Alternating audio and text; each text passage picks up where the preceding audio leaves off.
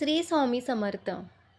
मित्रांनो, आज मला मनापासून तुमच्या हृदयाला हात घालून एका प्रश्नाचं उत्तर द्या.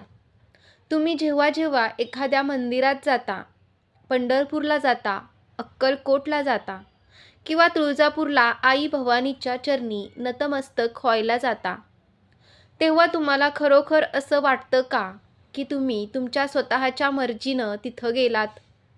तुमच्या खिशातील पैशामुळे, तुमच्या गाडीमुळे किंवा तुमच्या प्लॅनिंगमुळे तुम्ही देवाच्या गाभाऱ्यात पोहोचलात? जर आजपर्यंत तुमचा हाच गैरसमज असेल, तर आज या क्षणी तुमचा हा भ्रम कायमचा तुटणार आहे. गरुड पुराण सांगतं, या संपूर्ण ब्रह्मांडात असा एकही मनुष्य जन्माला आलेला नाही, जो स्वतःच्या इच्छेने देवाच्या मंदिराची पायरी चढू शकेल. जोपर्यंत तिकडून साक्षात त्या ईश्वराकडून, स्वामींकडून तुमच्या नावाचा बोलावा येत नाही, तोपर्यंत तुमच्या पायात त्या मंदिराच्या दिशेने एक पाऊल टाकण्याची ताकदसुद्धा निर्माण होत नाही. आज हा व्हिडिओ अचानक तुमच्या यूट्यूब स्क्रीनवर आला असेल, तर समजून जा मित्रांनो, हा केवळ एक योगायोग नाही. साक्षात स्वामींनी, भगवंताने तुम्हाला स्वतःकडे बोलवण्याचा संकेत दिला आहे. आज तुमच्या आयुष्यातील देवदर्शनाचं सगळ्यात मोठं रहस्य उलगडणार आहे. हा व्हिडिओ पूर्ण पहा, कारण आज तुमचे डोळे अश्रूंनी भरून आल्याशिवाय राहणार नाहीत. नमस्कार. श्री स्वामी समर्थ. कृपादृष्टी या आपल्या आध्यात्मिक चॅनेलवर तुमचे सर्वांचे मनापासून स्वागत.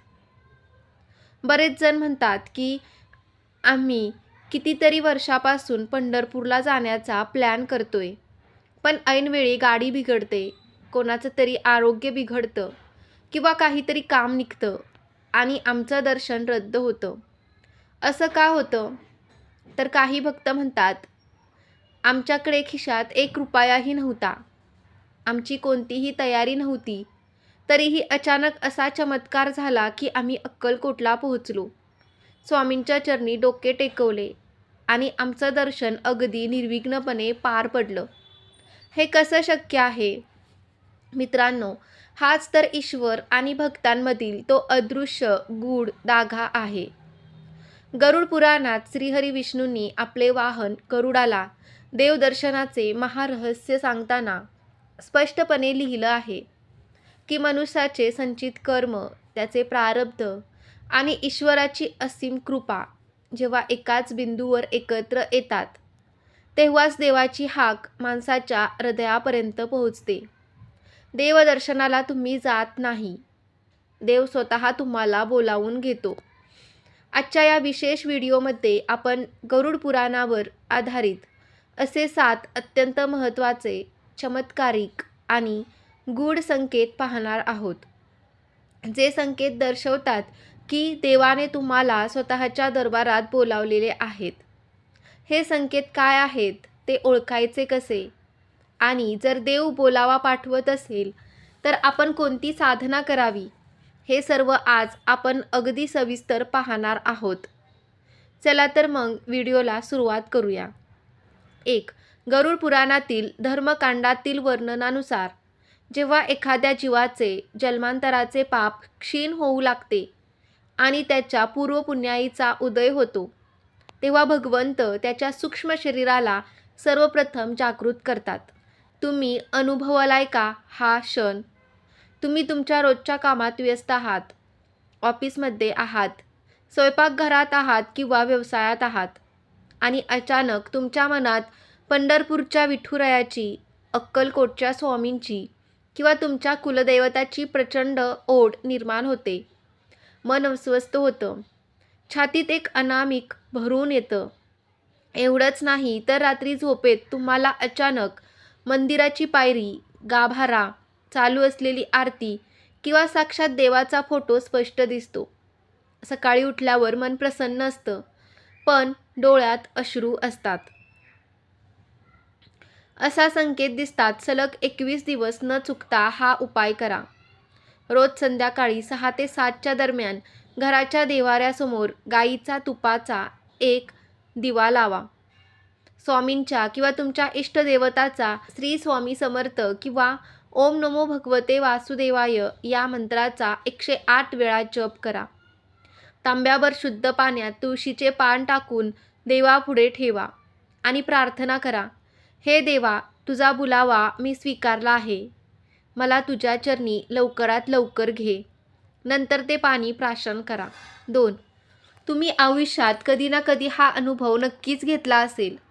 तुम्ही एखाद्या तीर्थक्षेत्री जायचं ठरवता, पण तुमच्याकडे पैसे नसतात, ऑफिसमधून सुट्टी मिळत नसते किंवा कुटुंबात काही ना काही मतभेद सुरू असतात. तुम्हाला वाटतं, छे, यावेळी तर दर्शन होणे अजिबात शक्य नाही. पण मग अचानक काय होतं? गरुड पुराण सांगतं, जेव्हा ईश्वराची इच्छाशक्ती तुमच्या प्रारब्धावर हावी होते, तेव्हा जगातील कोणतीही ताकद तुम्हाला देवापर्यंत पोहोचवण्यापासून रोखू शकत नाही. अचानक ऑफिसमध्ये बॉस स्वतःहून सुट्टी मंजूर करतो. ज्या पैशाची गरज होती ते पैसे अचानक कोणाकडून तरी परत मिळतात. ज्या गाड्यांचे बुकिंग फुल होते तिथे अचानक एक कन्फर्म तिकीट उपलब्ध होते. हे सर्व कसे घडते? हा कोणताही योगायोग नाही. जेव्हा राजा आपल्या सेवकाला दरबारात बोलवतो, तेव्हा तो स्वतःच त्याच्या प्रवासाची व्यवस्था करतो. साक्षात भगवंत तुमच्या मार्गातील सर्व काटे बाजूला सारून तुमच्यासाठी फुलाचा ताटवा अंथरतात. 3. गरुड पुराणातील प्रेतखंड आणि धर्मखंड या दोन्ही भागात आत्म्याच्या शुद्धीकरणाचा उल्लेख येतो. जेव्हा एखादा भक्त सर्व प्रवासाचे कष्ट सहन करून शेवटी मंदिराच्या गाभाऱ्यात पोहोचतो आणि जशी त्याची नजर त्या काळ्या पाषाणाच्या विठू माऊलींवर किंवा स्वामींच्या तेजस्वी मूर्तीवर पडते, तेव्हा अचानक त्याचं बोलणं बंद होतं. घसा कोरडा पडतो, अंगावर रोमांच उभे राहतात आणि डोळ्यात अश्रूचा बांध फुटतो. भक्त ओचकाबोचकी रडू लागतो. बाजूचे लोक त्याच्याकडे पाहतात, पण त्याला कशाचीही पर्वा नसते. गरुड पुराण सांगतं, हे अश्रू साधेसुधे नसतात. जन्मांतराचे पाप, अनेक जन्माचे दुःख, क्लेश आणि वासना या अश्रूच्या रूपाने डोळ्यातून बाहेर वाहून जातात.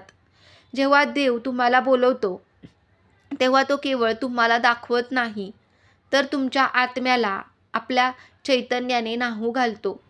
ते अश्रू म्हणजे तुमच्या आत्म्याने ईश्वराला मारलेली मिठी असते. देवदर्शनाला गेल्यावर आणि घरी आल्यावर 40 दिवस हा नियम पाळा. दर्शनानंतर मंदिरात पायरीवर किमान 5 मिनिटे शांत बसा. तिथे कोणतेही मागणे मागू नका. फक्त मनातल्या मनात, स्वामी, मी तुझाच आहे, मला सांभाळ, हा भाव ठेवा. घरी आल्यावर तुळशीचे 1 पान आणि 2 थेंब गंगाजल जिभेवर ठेवा. यामुळे गाभाऱ्यातील मिळालेली सकारात्मक ऊर्जा तुमच्या शरीरात कायम टिकून राहते. 4. तुम्ही कधी हे अनुभवले आहे का? तुम्ही घरातून बाहेर पडता, रस्त्याने चालताना एका गाडीच्या मागे स्वामींचा फोटो दिसतो. थोडं पुढे जाता, एका दुकानात तेच भजन सुरू असतं. मोबाईल उघडता, यूट्यूबवर किंवा व्हॉट्सअपवर त्याच देवाचा संदेश समोर येतो. तुम्ही TV चालू करता, तिथे त्याच तीर्थक्षेत्राची मालिका किंवा माहिती सुरू असते. एकदा, दोनदा, तीनदा, दिवसभरात सतत 5 ते 10 वेळा एकाच देवाचे रूप तुमच्या डोळ्यांसमोर, कानांवर आदळते.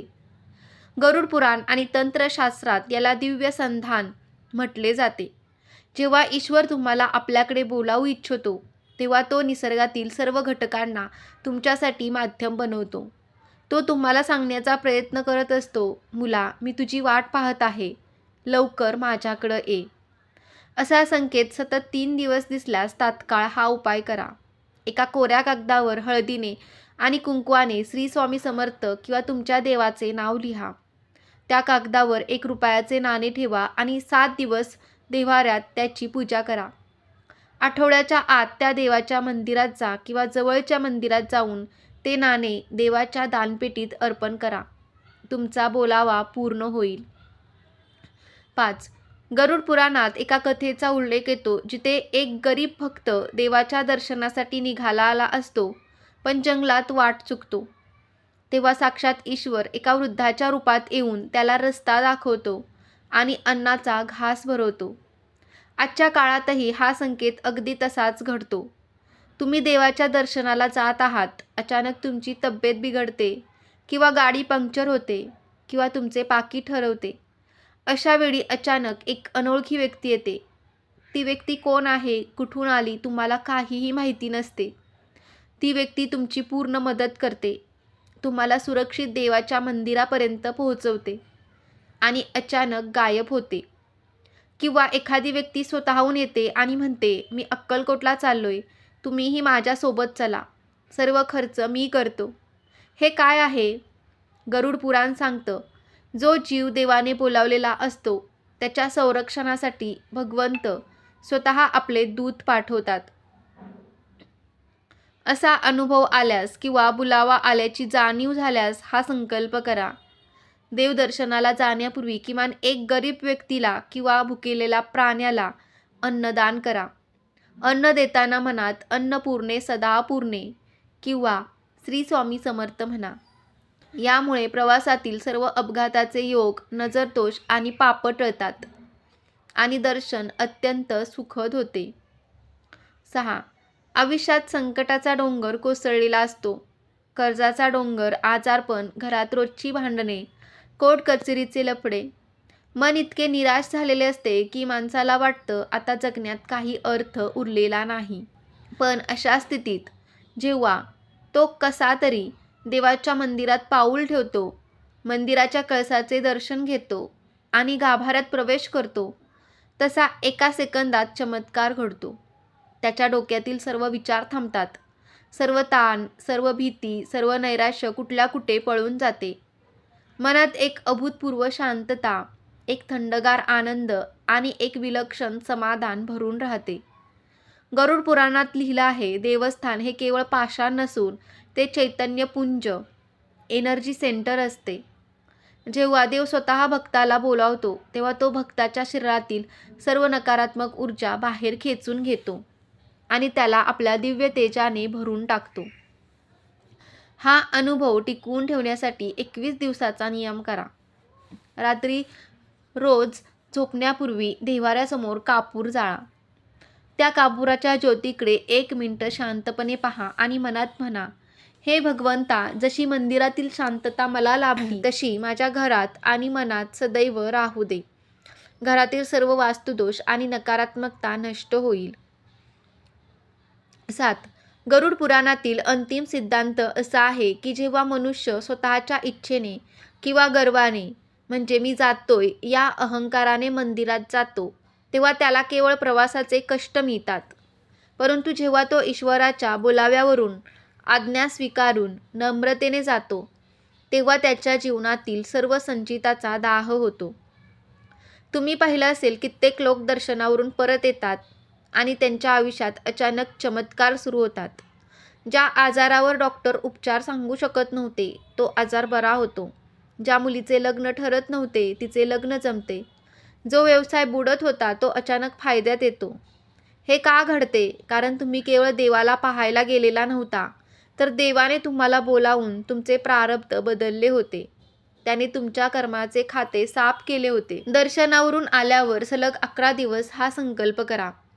रोज सकाळी उगवत्या सूर्याला तांब्याच्या तांब्यातून अर्घ्य द्या. ओम सूर्याय नमः आणि श्री स्वामी समर्थ मंत्राचा जप करा. या 11 दिवसात किमान एका गरजू विद्यार्थ्याला अभ्यासाचे साहित्य किंवा अन्नदान करा. तुमच्या दर्शनाचे फळ 1000 पटीने वाढेल. आपण समजतो की आपण खूप मोठे आहोत, आपण गाडी करून जातो, आपण तिकीट काढून जातो, पण नाही. तुमच्या मनातील आर्त हाक जेव्हा त्या वैकुंठापर्यंत पोहोचते, तेव्हा साक्षात भगवंताला तुमच्यासाठी मार्ग बदलावाच लागतो. जर आज तुम्ही संकटात असाल, जर तुम्हाला वाटत असेल की देव तुमच्याकडे दुर्लक्ष करतोय, तर आजच हा गैरसमज डोक्यातून काढून टाका. तुमची वेळ अजून आलेली नाही. देवाची योजना सुरू आहे. ज्या दिवशी तिकडून बुलावा येईल, त्या दिवशी जगातील कोणतीही ताकद तुम्हाला देवाच्या मिठीत जाण्यापासून रोखू शकणार नाही. फक्त श्रद्धा ठेवा, सबुरी ठेवा. आता मला कमेंटमध्ये मनापासून सांगा, या 7 संकेतापैकी कोणता संकेत तुम्हाला आयुष्यात कधी ना कधी नक्कीच मिळाला आहे? तुमच्यासोबत असा कोणता चमत्कार घडलाय का? जिथे देवाने तुम्हाला स्वतःहून बोलावून घेतले. तुमची एक कमेंट वाचून हजारो भक्तांचा स्वामींवरील विश्वास अधिक दृढ होईल. जर आजचा हा व्हिडिओ तुम्हाला आवडला असेल तर व्हिडिओला लाईक करा. चॅनेलवर नवीन असाल तर चॅनेलला सबस्क्राईब करा. श्री स्वामी समर्थ. जय जय स्वामी समर्थ. श्री गुरुदेव दत्त.